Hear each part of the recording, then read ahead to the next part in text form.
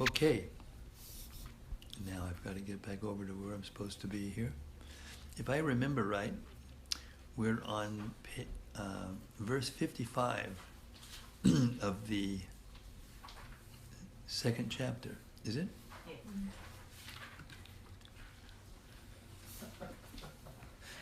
I wasn't here, but I said yes. We had like 8 minutes conversation. We know you're here. You got psychic abilities, no doubt about it. No doubt. You've made such advancements since I met you, years and years and years ago. Thank you, Warren. Hare Krishna. Okay.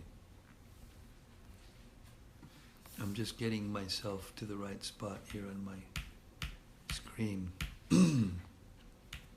55.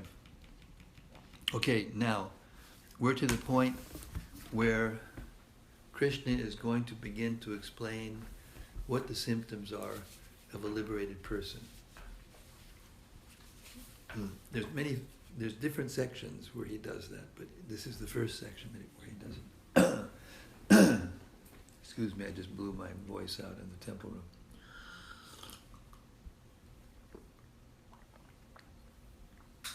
Okay. Om Namo Bhagavate Vasudevaya. Om Namo Bhagavate Vasudevaya. Om Namo Bhagavate Vasudevaya. Om Namo Bhagavate Vasudevaya. Om Namo Bhagavate Vasudevaya. Om Namo Bhagavate Vasudevaya. Reading from Bhagavad-Gita as it is, Chapter 2, text, contents of the Gita summarized, beginning with text 55.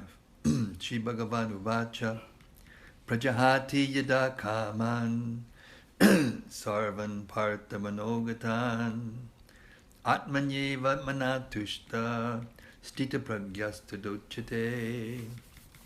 The Supreme Personality of Godhead said, O Partha, when a man gives up all varieties of desire for sense gratification, which arise from mental concoction, and when his mind, thus purified, finds satisfaction in the self alone, then he is said to be in pure transcendental consciousness.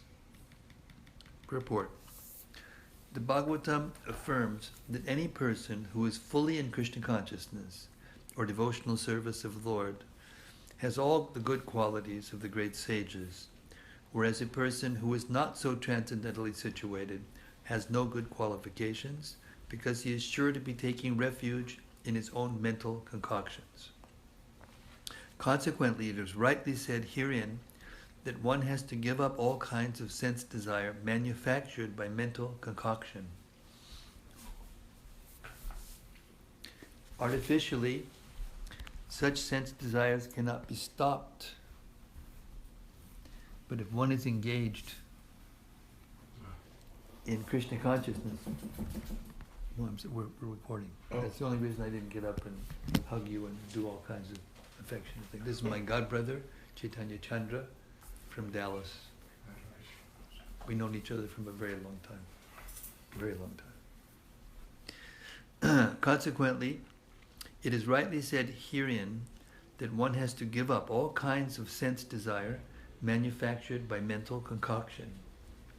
Artificially, such sense desires cannot be stopped, but if one engages in Krishna consciousness, then automatically sense desires subside without extraneous efforts. Therefore, one has to engage himself in Krishna consciousness without hesitation, for this devotional service will instantly help one onto the platform of transcendental consciousness. The highly developed soul always remains satisfied in himself by realizing himself as the eternal servitor of the Supreme Lord. Such a transcendentally situated person has no sense desires resulting from petty materialism. Rather, he remains always happy in his natural position of eternally serving the Supreme Lord. Text 56. Dukkeshu anuvignamana sukeshu vigatas priyaha vitaragabhaya krodak Stitadir muniruchite. One who is not disturbed in mind, even amidst the threefold miseries, or elated when there is happiness, and is free from and who is free from attachment, fear, and anger, is called a sage of steady mind. Purport.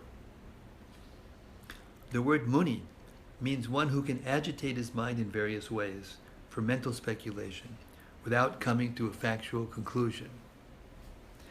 It is said that every muni has a different angle of vision, and unless a muni differs from other munis, he cannot be called a muni in the strict sense of the term. Na sao rishir yasya matam na binam. But a Stitadir Muni, as mentioned herein by the Lord, is different than an ordinary Muni. The Stitadir Muni is always in Krishna consciousness, for he has exhausted all his business of creative speculation. He is called Prashanta Nisheshamano Ratantara, or one who has surpassed the stage of mental speculations and has come to the conclusion that Lord Sri Krishna, or Vasudeva, is everything. Vasudeva Sarvamiti Samahatma Sidurlabhaha. He is called a Muni fixed in mind. Such a fully Krishna conscious person is not at all disturbed by the onslaughts of the threefold miseries, for he accepts all miseries as the mercy of the Lord, thinking himself only worthy of more trouble due to his past misdeeds. And he sees that his miseries, by the grace of the Lord, are minimized to the lowest. Similarly, when he is happy, he gives credit to the Lord, thinking himself unworthy of the happiness. He realizes that it is due only to the Lord's grace that he is in such a comfortable condition and able to render better service to the Lord. And for the service of the Lord, he is always daring and active and is not influenced by attachment or aversion. Attachment means accepting things for one's own sense gratification, and detachment is the absence of such sensual attachment. But one fixed in Krishna consciousness has neither attachment nor detachment, because his life is dedicated in the service of the Lord. Consequently, he is not at all angry, even when his attempts are unsuccessful. Success or no success, a Krishna conscious person is always steady in his determination. Text 57. Yak sarvatra navishne has tat tat prapya shubhashubham na minandadine na dveshti tasya pragya pratishtita. In the material world, one who was unaffected by whatever good or evil he may obtain, neither praising it nor despising it, is firmly fixed in perfect knowledge. Purport.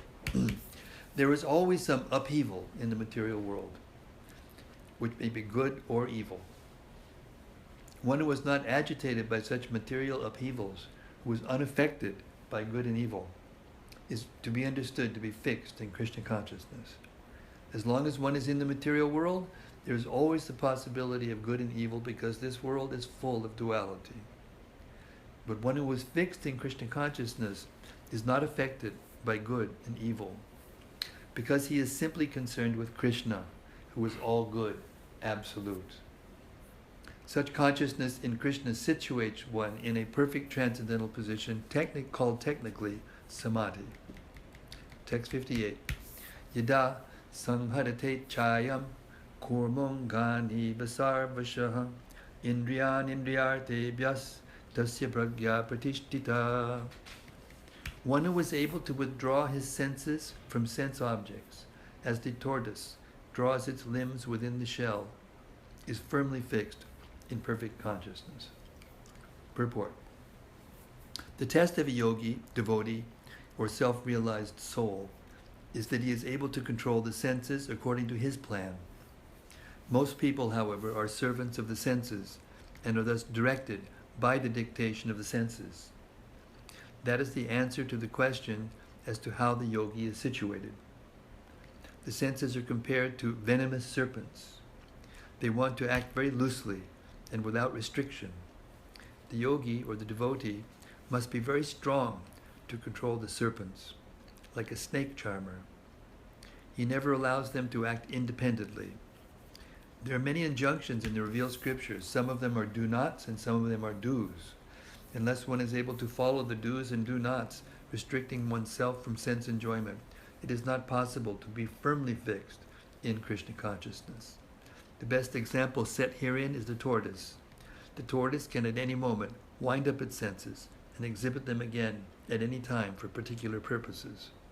Similarly, the senses of the Krishna conscious persons are used only for some particular purpose in the service of the Lord and are withdrawn otherwise.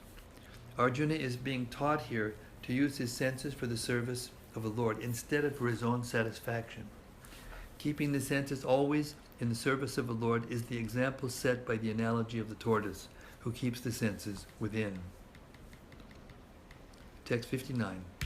Vishaya binibartante nirahara sidehina rasavarjam rasopyasya param drishtva nivartate. Though the embodied soul may be restricted from sense enjoyment, the taste for sense objects remains. But ceasing such engagements by experiencing a higher taste, he is fixed in consciousness. Purport. Unless one is transcendentally situated, it is not possible to cease from sense enjoyment.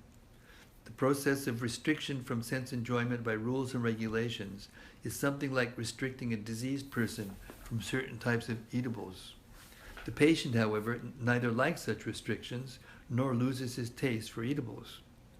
Similarly, sense restriction by some spiritual process like Astanga Yoga in the manner of yama, niyama, asana, pranayama, pratyahara, dharana, dhyana, and so on, is recommended for less intelligent persons who have no better knowledge.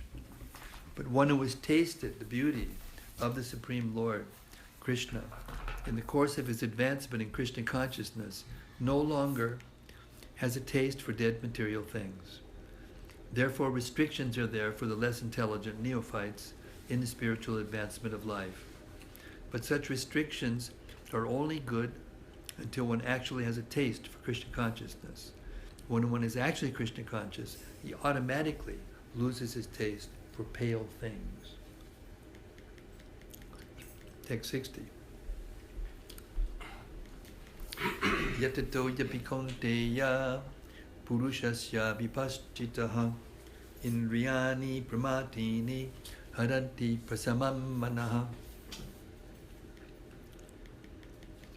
The senses are so strong and impetuous, O Arjuna, that they forcibly carry away the mind, even of a man of discrimination who is endeavoring to control them. Purport. There are many learned sages, philosophers, and transcendentalists who try to conquer the senses. But in spite of their endeavors, even the greatest of them sometimes fall victim to material sense enjoyment due to the agitated mind.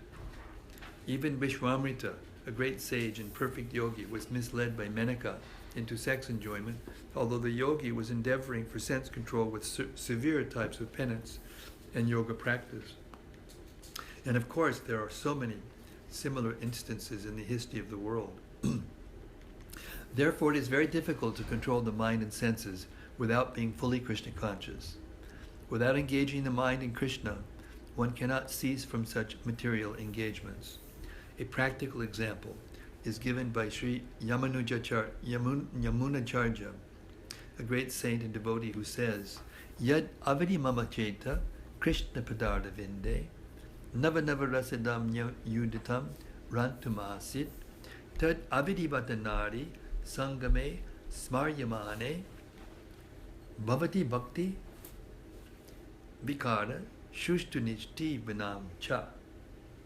Since my mind has been engaged in the service of the lotus feet of Lord Krishna, I have been enjoying an ever new transcendental humor. Whenever I think of sex life with a woman, my face at once turns from it, and I spit at the thought. Krishna consciousness is such a transcendentally nice thing that automatically material enjoyment becomes distasteful. It is as if A hungry man has satisfied his hunger by a sufficient quantity of nutritious eatables. Maharaj Ambarish also conquered a great yogi, Durvasa Muni, simply because his mind was engaged in Krishna consciousness. Savai Mana Krishna Padartha Vindayor Vachangshi Vaikunta Gunanuvarnane. Text 61. Tani Sarvani Samyamya Yukta Asita Matpadaha Vashehi Yasyendriyani Tasya Pragya Pratishtita. One who restrains his senses, keeping them under full control, and fixes his consciousness upon me, is known as a man of steady intelligence. Purport. That is the highest conception of yoga perfection.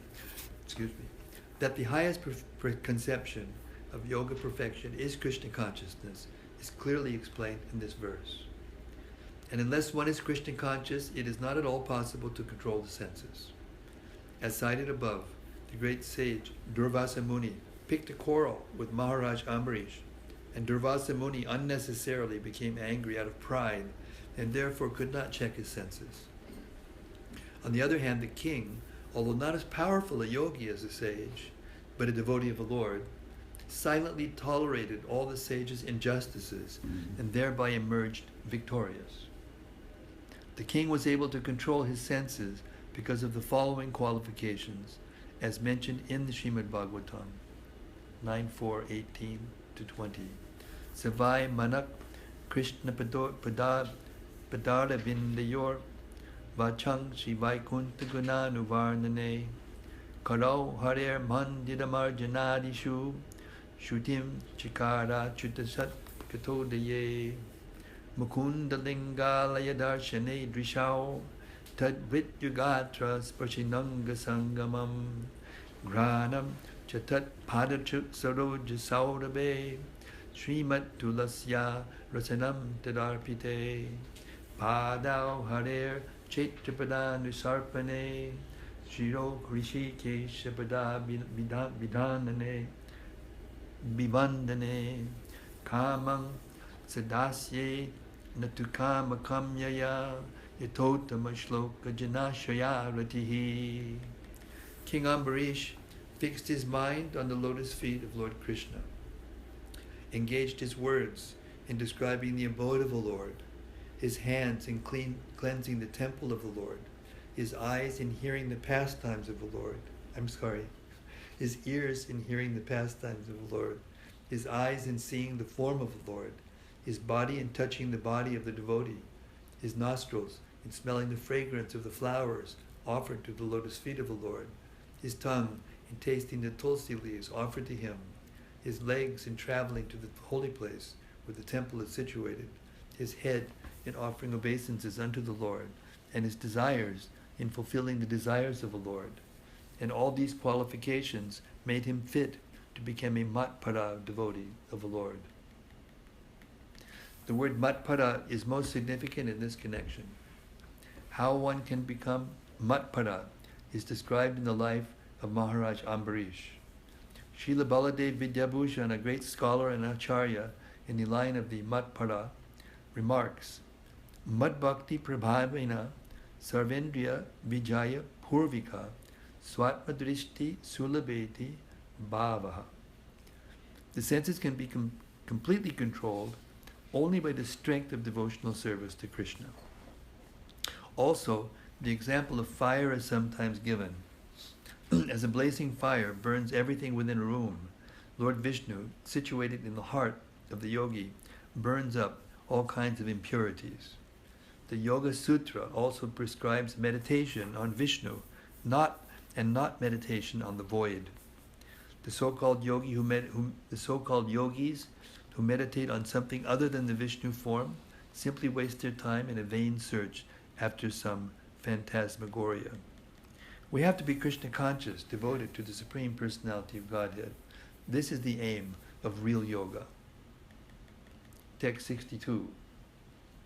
Jayato Vishayang Pungsa Sangasteshu Pajayate Sangat Sanjayate Kama kamat krodubhajayate. While contemplating the objects of the senses, a person develops attachment for them, and from such attachment, lust develops, and from lust, anger arises. Purport. One who is not Krishna conscious is subjected to material desires while contemplating the objects of the senses. The senses require real engagements, and if they are not engaged in the transcendental loving service of the Lord, they will certainly seek engagement in the service of materialism. In the material world, everyone, including Lord Shiva and Lord Brahma, to say nothing of other demigods in the heavenly planets, is subjected to the influence of sense objects, and the only method to get out of this puzzle of material existence is to become Krishna conscious. Lord Shiva was deep in meditation, but when Parvati agitated him for sense pleasure, he agreed to the proposal, and as a result, Kartikeya was born. When Haridas Thakur was a young devotee of the Lord, he was similarly allured by the incarnation of Maya Devi, but Haridas easily passed the test because of his unalloyed devotion to Lord Krishna. As illustrated in the above-mentioned verse of Sri Yamunacharya, a sincere devotee of the Lord shuns all material sense enjoyment due to his higher taste for spiritual enjoyment in the association of the Lord. That is the secret of success. One who is not, therefore, in Krishna consciousness, however powerful he may be in controlling the senses by artificial repression, is sure ultimately to fail, for the slightest thought of sense pleasure will agitate him to gratify his senses.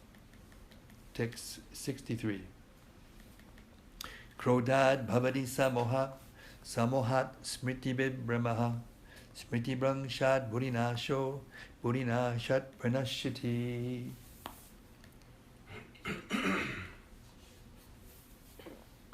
From anger, complete delusion arises, and from delusion, bewilderment of memory.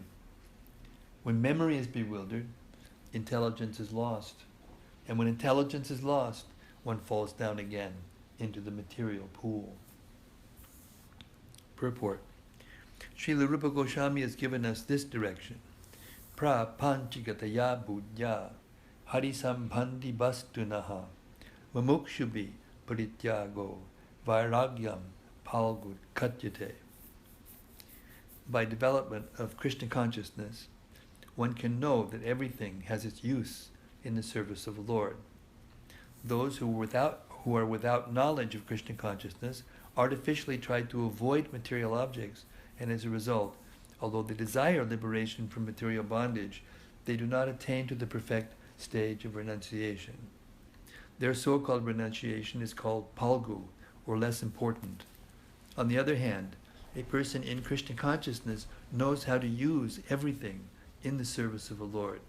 Therefore, he does not become a victim of material consciousness. For example, for an impersonalist, the Lord, or the Absolute, being impersonal, cannot eat. Whereas an impersonalist tries to avoid good eatables, a devotee knows that Krishna is the supreme enjoyer and that he eats all that is offered to him in devotion. So, after offering good eatables to the Lord, the devotee takes the remnants, called prasadam. Thus everything becomes spiritualized and there's no danger of a downfall. The devotee takes prasadam in Krishna consciousness, whereas the non-devotee rejects it as material. The impersonalist, therefore, cannot enjoy life due to his artificial renunciation.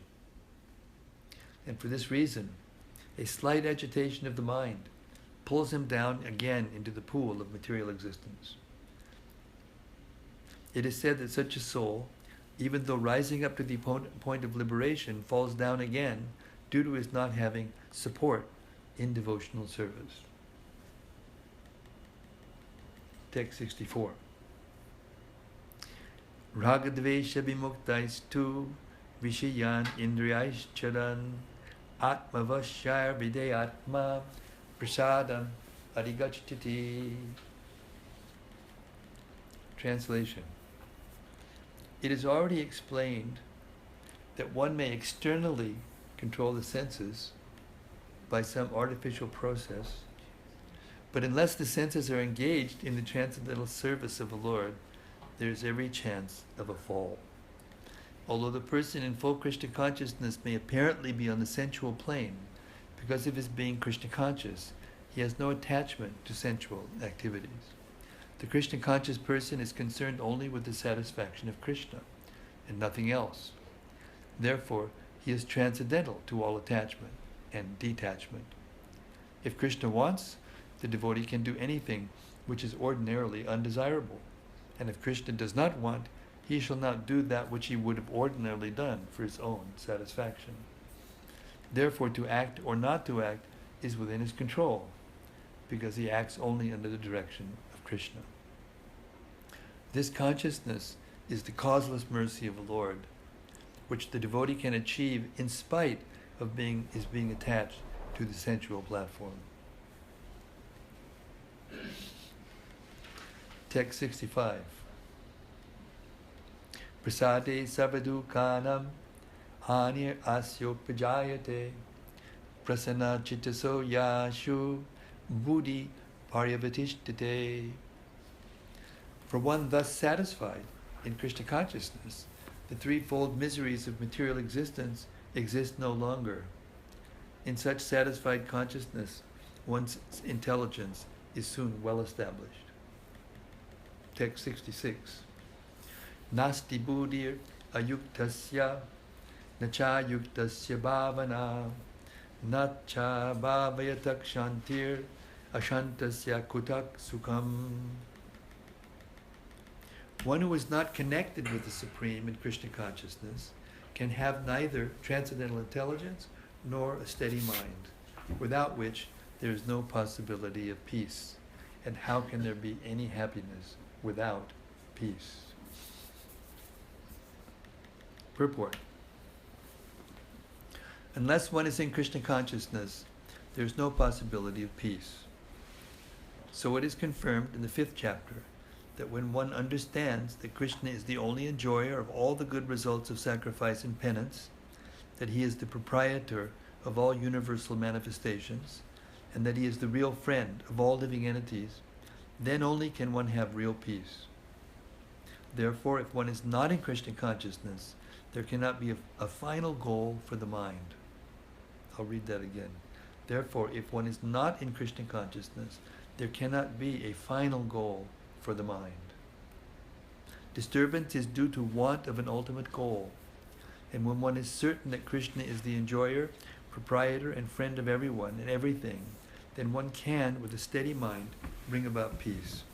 Therefore, one who is engaged without a relationship with Krishna is certainly always in distress and is without peace, however much he may make a show of peace and spiritual advancement in life.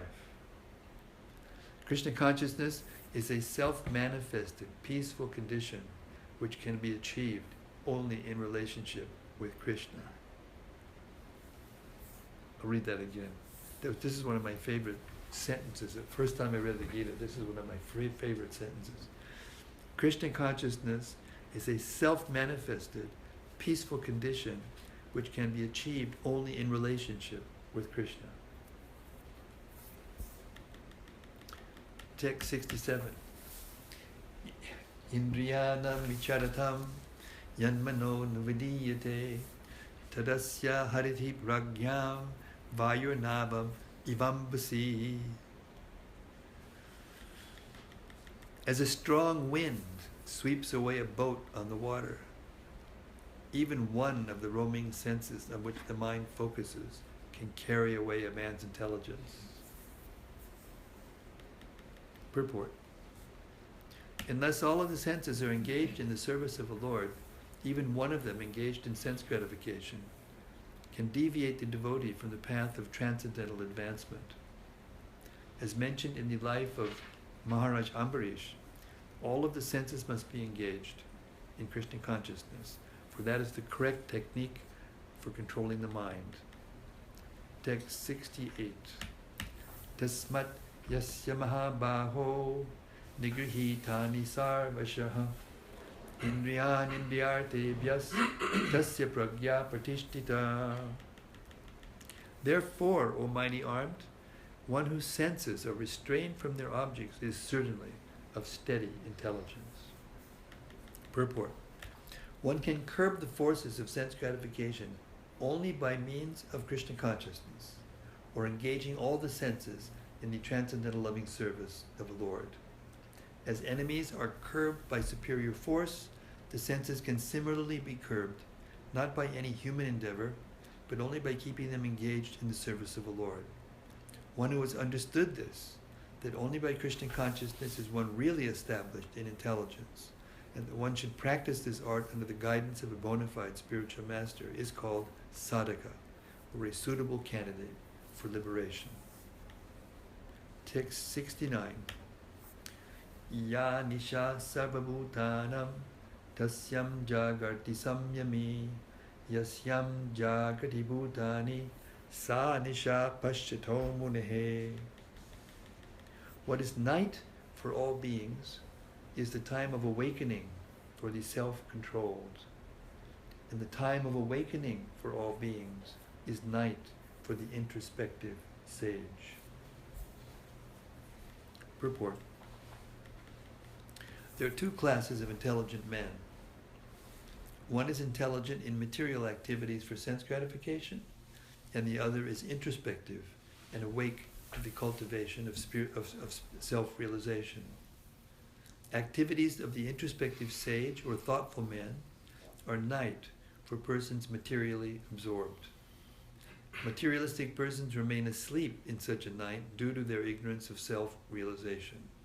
The introspective sage remains alert in the, quote, night, end quote, of the materialistic man. The sage feels transcendental pleasure in the gradual advancement of spiritual culture, whereas the man in materialistic activities, being asleep to self-realization, dreams of varieties of sense pleasure, feeling sometimes happy and sometimes distressed in his sleeping condition.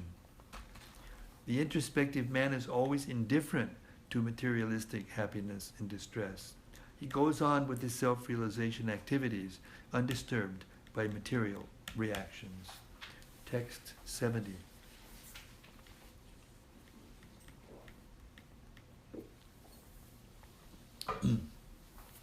Apuryamanam achala pratishtam samudram apa pravashanti yadvat tadvat kama yam pravashanti sarve sashantim apnoti na kama kami. A person who is not disturbed by the incessant flow of desires that enter in like rivers into the ocean, which is ever being filled but is always still, can alone achieve peace, and not the man who strives to satisfy such desires. Purport. Although the vast ocean is always filled with water, it is always, especially during the rainy season, being filled with much more water. But the ocean remains the same, steady. It is not agitated, nor does it cross beyond the limit of its brink. That was before the days of global warming and chunks of big, huge chunks of ice. Anyway, I'll read that again. Purport. Although the vast ocean is always filled with water, it is always, especially during the rainy season, being filled with much more water. But the ocean remains the same, steady. It is not agitated, nor does it cross the limit of its brink. That is also true of a person fixed in Krishna consciousness. As long as one has the material body, the demands of the body for sense gratification will continue. The devotee, however, is not disturbed by such desires because of his fullness.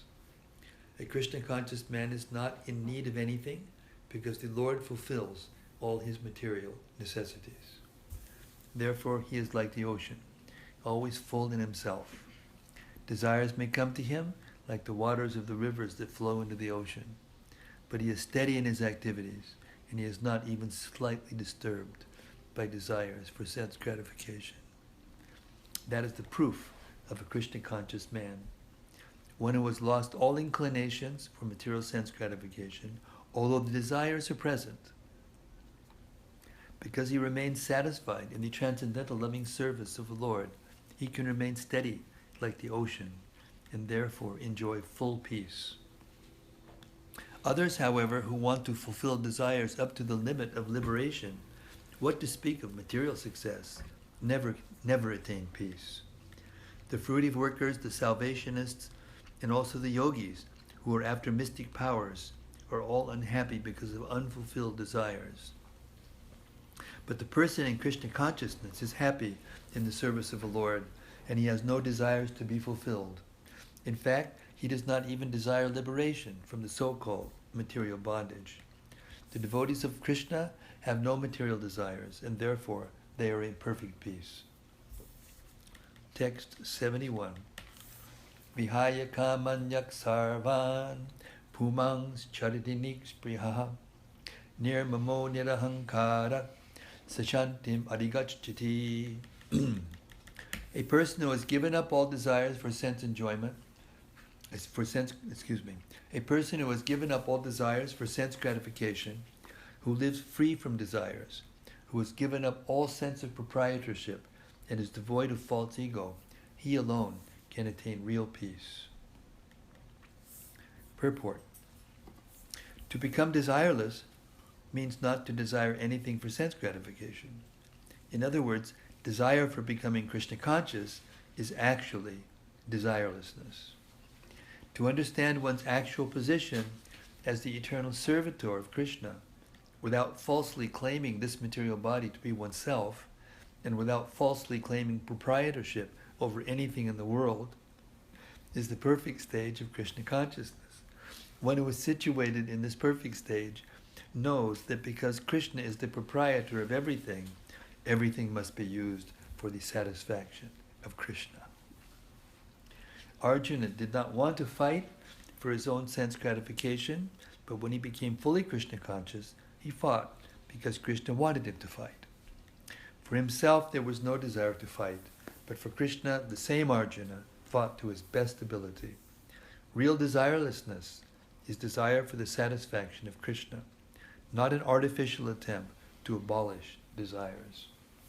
The living entity cannot be desireless or senseless, but he does have to change the quality of the desires. A materially desireless person certainly knows that everything belongs to Krishna, Ishavasyam, idang sarvam, and therefore he does not falsely claim proprietorship over anything.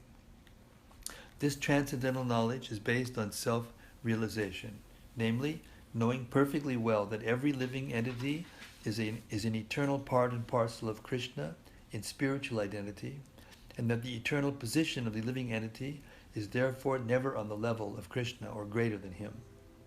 This understanding of Krishna consciousness is the basic principle of real peace. Text 72. Esha brahmi stiti partha nainam prapya vimuyati stit vasyam antakalepi brahmanirvanamrichati. That is the way of the spiritual and godly life, after attaining which a man is not bewildered. If one is thus situated, even at the hour of death, one can enter into the kingdom of God. Purport. One can attain Krishna consciousness or divine life at once, within a second. Or one may not attain such a state of life even after millions of births. It is only a matter of understanding and accepting the fact. Katvanga Maharaj attained this state of life just a few minutes before his death, but by surrendering unto Krishna. Nirvana means ending the process of materialistic life. According to Buddhist philosophy, there is only void after the completion of this material life. But Bhagavad-Gita teaches differently. Actual life begins after the completion of this material life. For the gross materialist, it is sufficient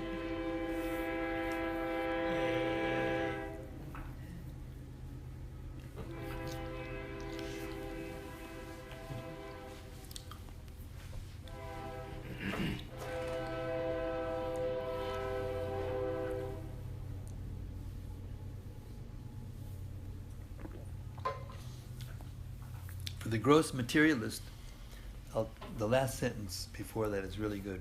Actual life begins after the completion of this material life. For the gross materialist, it is sufficient to know that one has to end this materialistic way of life.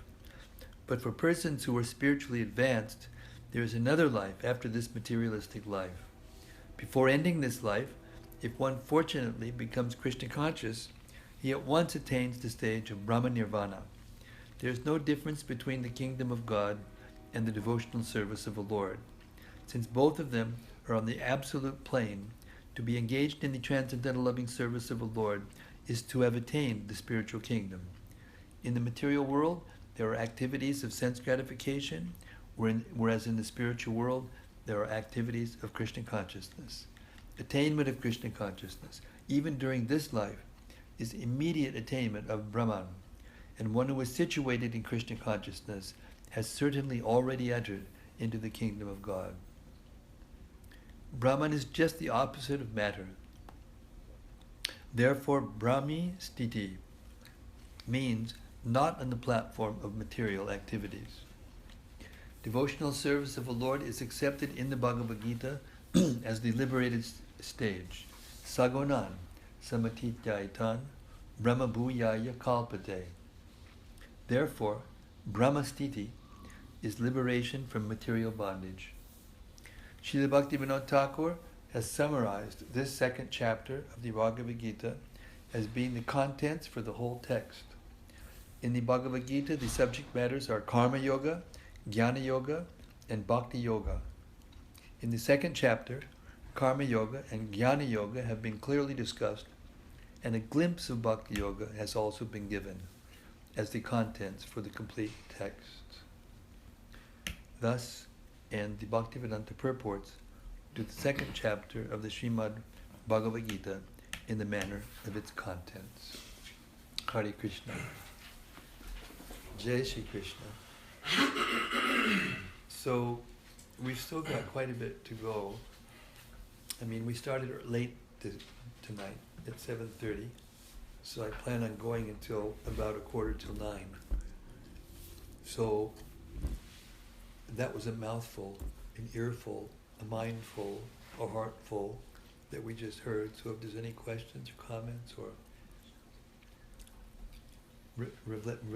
revelations or... Yes, Chaitanya Chan. I miss to see you, Mark. Hare Krishna. It's great to see you. I was... You're on a preaching mission. Yeah. Oh, great. But anyway. Very good. One of the persons that we're preaching to there in El Paso. Wait. He's a Mahayana Buddhist. I don't know. Start again. One of the persons that we're preaching to in El Paso is a Buddhist. I think it's called Mahayana, but Yeah.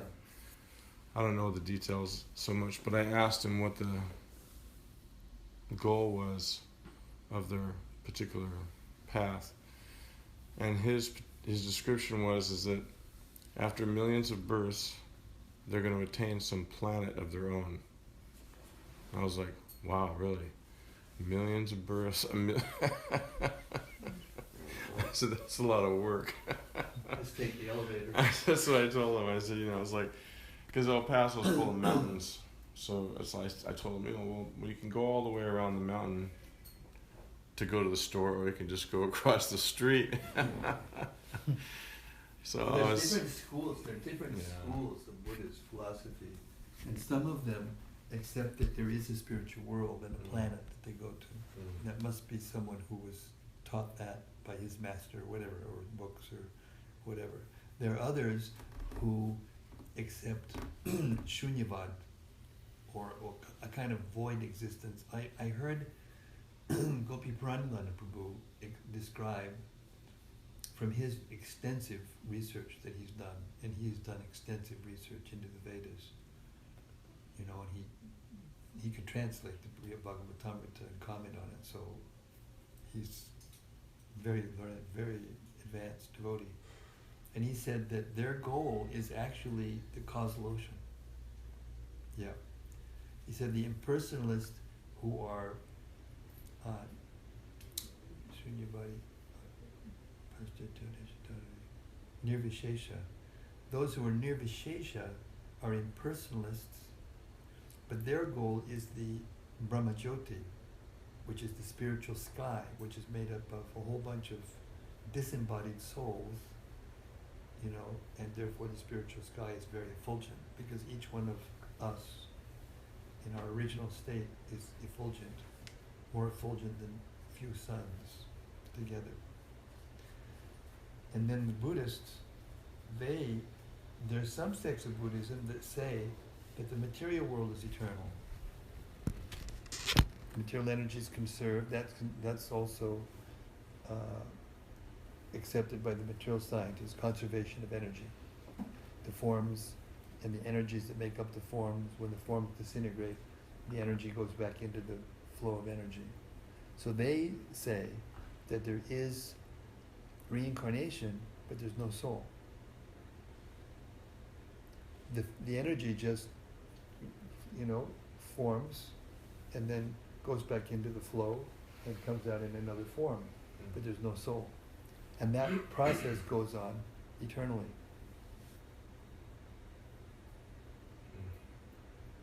There's a very wonderful purport in the Chaitanya Charitamrita where Srila Prabhupada kind of dissects all of the main points of the different kinds of Buddhism and kind of explains them from a Krishna conscious perspective. I think it's maybe in the 7th chapter of the Adi Lila. So that versus engaging your senses in Krishna's service seems to be a lot more practical. Yeah, it's what Prabhupada says, what Krishna says in the 12th chapter is klesho dikatadas te sham avyakta sakta chedasam. And that means that the goal of impersonal realization, or the impersonalists, if they're actually taking the Vedic path, is achievable. They can achieve the same places that we can, but it's troublesome. Klesha means trouble. Klesho dikatadas te sham. It's very difficult to attain the goal, and therefore it's consistent with the Buddhist idea that you just gave, that it takes millions of births. Of course, you can also have millions of births trying to be Krishna conscious if you don't take the process, if you don't learn to chant without offense. So, so therefore, it's not very intelligent.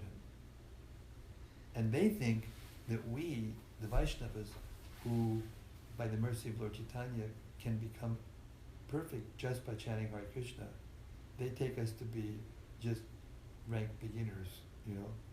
They don't think we have any philosophy, even though anybody who's got a brain on his head and hears these books knows that we have a lot of philosophy and a lot of spiritual science. So we don't really have an argument with these people. I mean, we do have an argument with the Buddhists, but we consider them to be more courageous because at least in their philosophy, they say there is no God, there is no soul. But the Mayavadis, they're impersonalists, and it's called covered Buddhism, which says, yes, there is a God, but he's not personal. He's impersonal.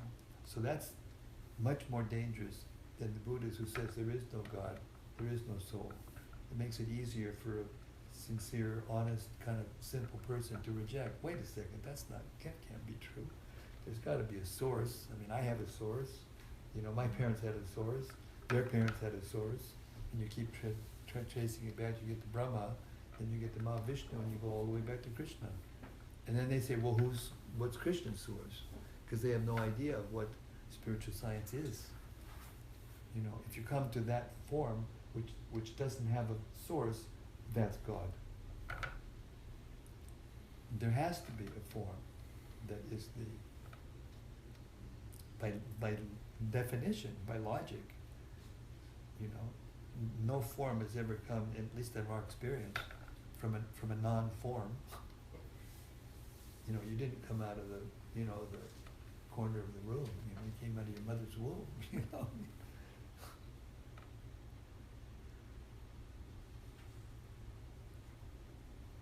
So these philosophies are generally embraced and taken seriously by persons who are extremely frustrated with material existence. I mean, there's a lot of verses that we just read that sound like we're kind of like torturing yourself. There's no sense gratification, But then again, if you read the parts that were really coming to the point, there is sense gratification in the spiritual world. But it comes as a result of pleasing the senses of Krishna. And when we do that, because that's our actual original constitutional position, then we become satisfied. Our senses become completely satisfied. Because we're doing what we're meant to do. We're doing, what we're meant to do. And not only that, if you remember one thing that was said, the Vaishnava knows how to use everything in Krishna's service. So we don't reject things. We reject the attachment, the internal attachment to things.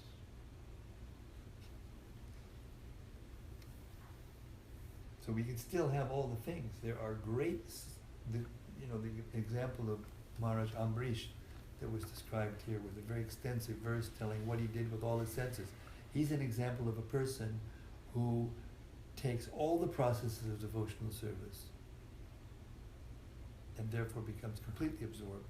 But there are others examples of a person who takes one of the processes of devotional service and becomes completely absorbed in that.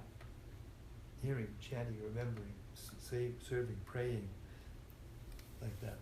Rendering service, becoming friends, surrendering everything to Krishna. Those are the 9 processes of devotional service. And one of them, or all of them, can bring one to the perfectional stage. But of all of them, what we're doing right now is the most important one, because by hearing, we can find out what to do. If we don't hear from the proper authority, then we can't know what to do. And that was the very beginning of this session's reading tonight. Prajahadi yada kama, sarvan parta manogata, atmanye manatushto, stita prabhyastirajade. We can't become satisfied as long as we're following the dictates of the mind, the desires that are manufactured in the mind. And we keep chasing after them, and that was also said in almost the last verse, 70th verse. Apuyamana machala patishtam, samudram apa, pravashanti sarve, tadvat kamam yam, pravashanti sarve, sashantam apnoti kama kam. It means, as long as you're in a material body, there are going to be desires coming in. So it's not that, okay, I'm going to become desireless, therefore I'll give up everything. All forms, all activities, everything. That's Buddhism. Or impersonalism. It's frustration with the activities and desires that are unfulfilled, and therefore they try artificially to give up desires altogether, to give up forms altogether, to give up relationships altogether. Therefore their conclusion is that the spiritual world, being the opposite of the material world, must not have any forms. But they can't explain how the forms in the material world come from the formless state. They've got no explanation. But the Bhagavatam explains everything in detail, with all reason as to cause and effect. How did I get off on that? Was I answering your question? About the Buddhists that I mentioned. Oh yeah, the Buddhists. Yeah, right. I have a question. Yes, sir. When we are here in this satsang setting, this is all good. It's very clear that only Krishna is going to give the permanent peace and happiness, which we are longing for. It doesn't come from the material things or accomplishments or things. When we go outside, people who are very close to us, including parents, may guide us in a direction which is more materialistic in nature, go for the power, position, money, and so on and so forth. So there is definitely a dichotomy that happens when we step out over there, especially for a person like myself who's still actively engaged in the materialistic activities. This does make total sense. I'm just I just want noticed the looks on your face. I just want as the it did practicality. make perfect sense. And when you're thinking, oh my God, but I'm out there doing this, and this, and it tells me in the book not to do this, and this, so now what? Right? Right. I mean, it does say that our focus should be on Krishna. My point is, Well, I'd like to make a point. I got your point. It's Yeah. a good point. It's a very good point. And it's a very common point, especially among Indian-bodied professionals. It's a very common point. So here's the thing. What did Krishna do? I mean, what did Arjun do when he became perfect in Krishna consciousness? he just listened to what he said. And then what did he do? He fought the war and He fought a war. That's a pretty materialistic activity. So the secret is that you're thinking that you can't be Krishna conscious when you're doing your professional activity. But what Arjun showed and what Krishna proved from the perfection of the Bhagavad-Gita is that you can perfect yourself by performing a so-called materialistic activity if you're in the right consciousness. So the purpose of the philosophy is to bring your consciousness to the right place, where you can remember while you're out there, and I will, somebody give me a Gita.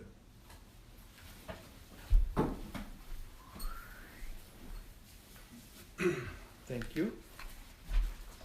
Well, here's the verse and the purport.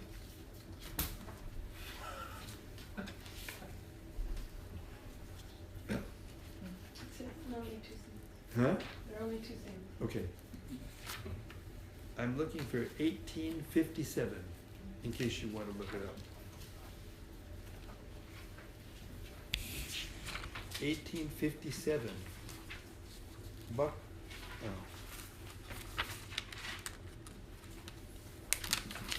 Here it is.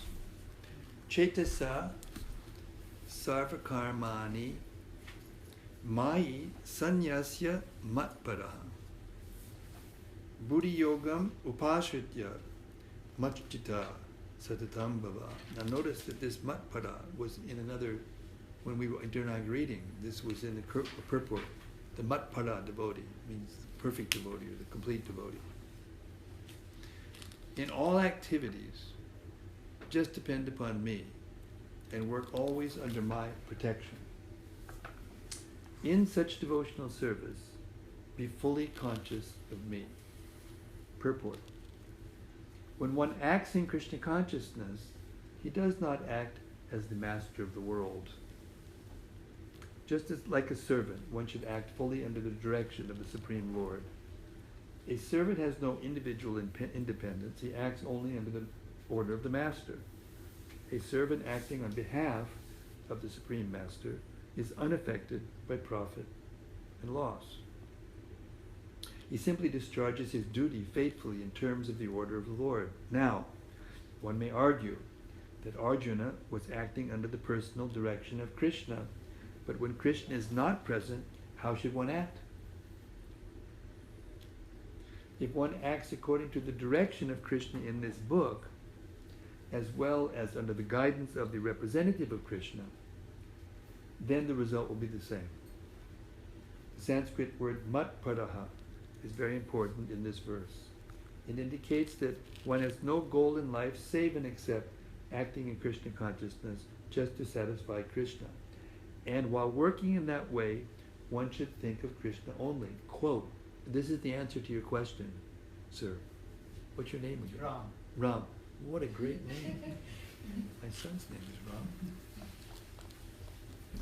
Quote, I have been appointed to discharge this particular duty by Krishna, while acting in such a way, one naturally has to think of Krishna. This is perfect Krishna consciousness. One should, however, note that after doing something whimsically, he should not offer the result to the Supreme Lord. So anyway, that's my point. That, okay, so how do you make that connection? If you're a householder, you've got a job, you've got money that needs to be coming into the bank, you've got a house, you've got maybe kids, you've got food that needs to be bought, you have clothes that need to be bought, etc., etc., etc. These are all materialistic things, right? So if you, when you're earning, let me see, how to explain this. Here's how Prabhupada explained it. So you're in an office, and you're working, and you got pictures of who on your desk? Me? You're asking? You have pictures of you on your desk? No, No, I'm joking. You're asking? That's a joke. I'm asking anybody. I You have pictures of your family on your desk. I have a picture of Krishna in the office. Well, anyway, you're a devotee, so you already answered your own question. But most people have the pictures of their family on the desk. Most people, or on the wall or whatever, in their office, because they're doing it for them, and they can look up and they can see them and they feel connected and they feel like they're doing the right thing. They feel like they're doing something valuable, right? So it just is a matter of transferring that. That doesn't mean that you don't think of your family and you don't feel affection for them. We talked about that the other day. You know, it's natural to have affection for family and bodily connections. But it shouldn't be taken too far. If it's taken so far that it causes you to forget everything else but that, then you have to withdraw.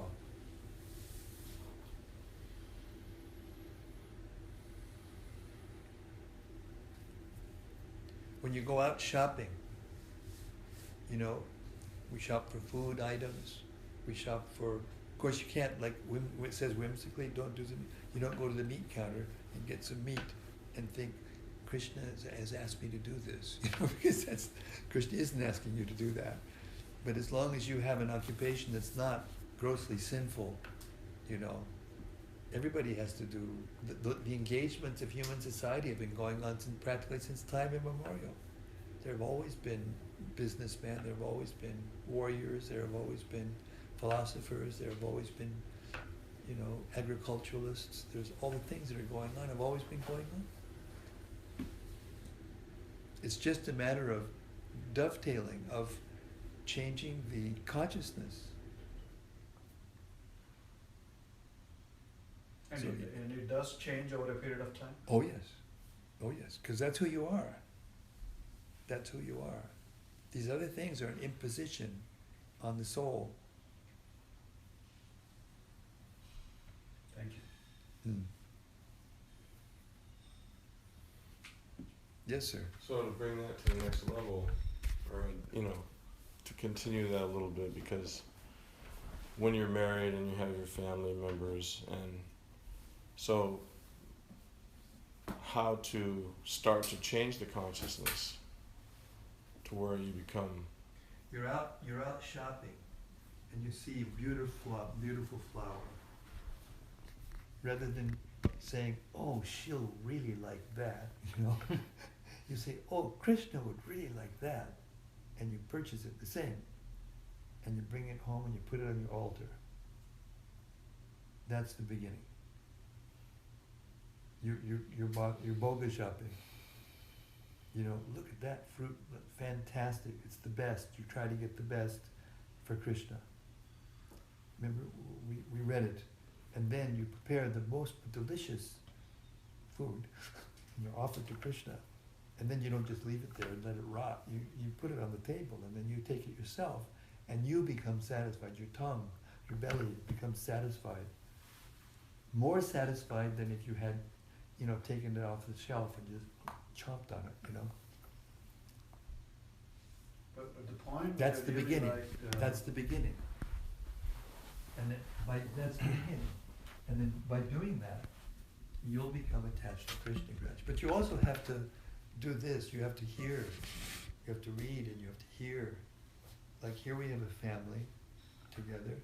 Well, not the whole family, but two out of four. 50%, that's pretty good. If you're batting 50%, you probably win the National League's batting average or something, you know?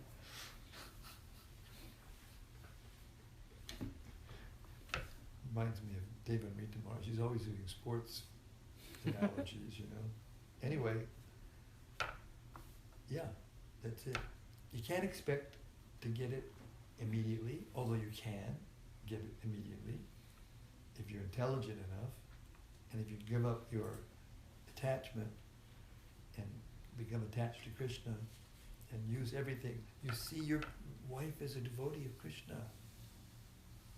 You want to treat her more nicely than you treat her before you become Krishna conscious, because she is a devotee of Krishna. She belongs to Krishna. If somebody gives you something, to use, like your relatives gives you, a beach house or something for your vacation, if you're cultured and honest and sincere, you'll take better care of it than you would if it was yours, because it belongs to a dear one, loved one. Same principle. Everything that you get has been given to you by the material nature, which is being directed by Krishna. Maya, Yakshana, Prakriti, Suyate, Sachirachana. Everything's being directed by Krishna. The material nature is being directed, and you're being directed by the material nature. So indirectly, you're already engaged in, with Krishna. But the difference is if you're engaged indirectly or directly. If you turn the channel and engage directly in Krishna consciousness by considering that all the things you have belong to Krishna and you're just the caretaker, you're just a servant. It doesn't make any difference where you are. It doesn't make any difference what your position is in human society. And the example of Maharaj Ambarish is the perfect example. He was a king of the world. He had more opulence than we can dream of. But it was for Krishna. And therefore he was detached, and he didn't get reactions for his activities in this world. That's called devotional service. And then as you do that, your senses become purified, and the altar, you want to make it look nicer because it's for Krishna. And it just goes like that. And then you come to the temple and whoa, you see Radha Nilamadhava, they look gorgeous today. They were so gorgeous. Who dressed? I knew it. I knew it. They look absolutely, who could do that? Okay, who do you know, a living being, who can get 7 offerings a day of the most opulent food imaginable, and clothes that are like knockout, beautiful, 2 or 3 times a day, different, every day for thousands of years? It's not a statue. You couldn't do that with a statue. It's not possible. Just like, pick your favorite name, whatever it is, a person, a place, a thing, Coca-Cola, whatever it is, and try chanting it 26,000 times a day. 27 something. That's what we do every day. I happen to do 54,000 names a day. You can't do that with any other name. Try it, prove it. Prove it to me. Bring me anybody who can chant 54,000 names of anything other than Krishna. Or any name of God, bona fide name of God. So this is called evidence. And the evidence is there in front of us. But it's how we evaluate the evidence that's the problem.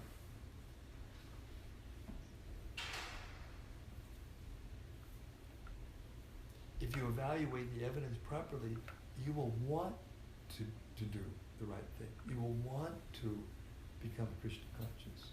You want to connect your life and all the things that you've been given by law of nature back to the source, back to Krishna.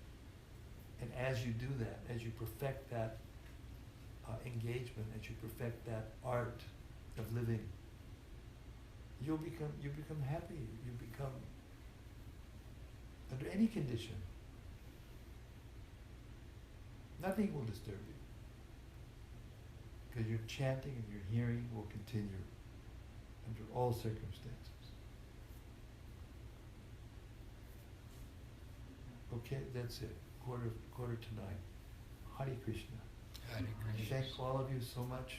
As usual, I'm in the Association of Saints, trying to appreciate.